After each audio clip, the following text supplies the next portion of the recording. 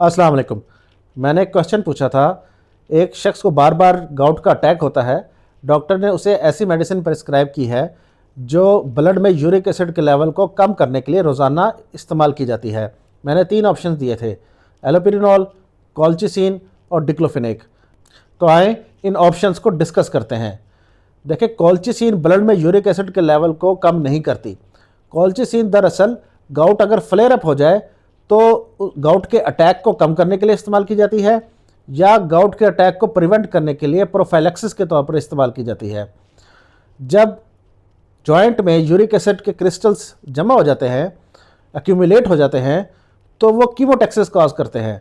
Chemotaxis का मतलब ये है कि वो न्यूट्रोफिल्स को अट्रैक्ट करते हैं।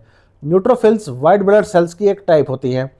न्यूट्रोफिल्स जॉइंट की तरफ मूव करते हैं और वहाँ जाकर डीग्रेनुलेशन हो जाती है, यानी कुछ ऐसे केमिकल्स रिलीज़ करते हैं जिनमें ज़्यादातर एंजाइम्स होते हैं, एंटी माइक्रोबियल प्रोटीन्स होती हैं जो इन्फ्लेमेशन को मज़ीद बढ़ा देती हैं। तो कॉल्चिसिन दरअसल ये जो मूवमेंट है न्यूट्रोफिल्स की, इसको इनहिबिट करती है। कैसे करती है?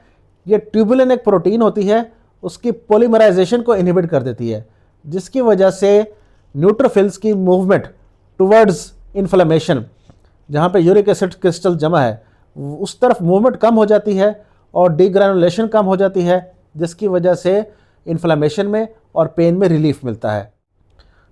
अब बात कर लेते हैं एलोपिरिनॉल की। एलोपिरिनॉल वो ड्रग है जो कि यूरिक एसिड की प्रोडक्शन को इनहिबिट करती है। हम जो भी खुराक लेते हैं उनमें प्यूरिन कंटेनिंग डीएनए और आरएनए मौजूद होता है। ये प्यूरिन जब आगे मेटाबोलाइज होते हैं तो हाइपोजेंथीन बनाते हैं। हाइपोजेंथीन जेंथीन में कन्वर्ट होता है और जेंथीन यूरिक एसिड में कन्वर्ट होता है। आपको ये मैकेनिज्म की पिक्चर भी स्क्रीन पर नजर आ रही होगी।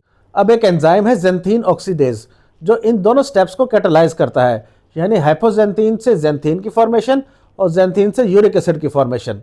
तो एलोपिरिनॉल एक्चुअली इस एंजाइम जेंथीन ऑक्सीडेज को इनहिबिट कर देती है, जिसकी वजह से यूरिक एसिड की प्रोडक्शन नहीं होती और यूरिक एसिड के लेवल ब्लड में कम हो जाते हैं। अब तीसरा ऑप्शन डिक्लोफेनेक। डिक्लोफेनेक हम सब जानते हैं कि एनाल्जेसिक और एंटी इन्फ्लेमेटरी ड्रग है। ये प्रोस्टाग्लैंडिन्स के सिंथेसिस को इनहिबिट करती है और ये कॉक्स यानी साइक्लोऑक्सीजिनेज एंजाइम्स की इनहिबिशन के जरिए ऐसा करती है। इसकी वजह से पेन में रिलीफ मिलता है, यानी एनाल्जेसिक है, और एंटी इन्फ्लेमेटरी है, यानी सोजिश में रिलीफ मिलता है। तो ये भी यूरिक एसिड की प्रोडक्शन को कम नहीं करती, बल्कि गाउट में जो इन्फ्लेमेशन सोजिश हो जाती है उसकी शिद्दत को कम करती है, दर्द की शिद्दत को कम करती है। तो करेक्ट आंसर है allopurinol. Thank you very much.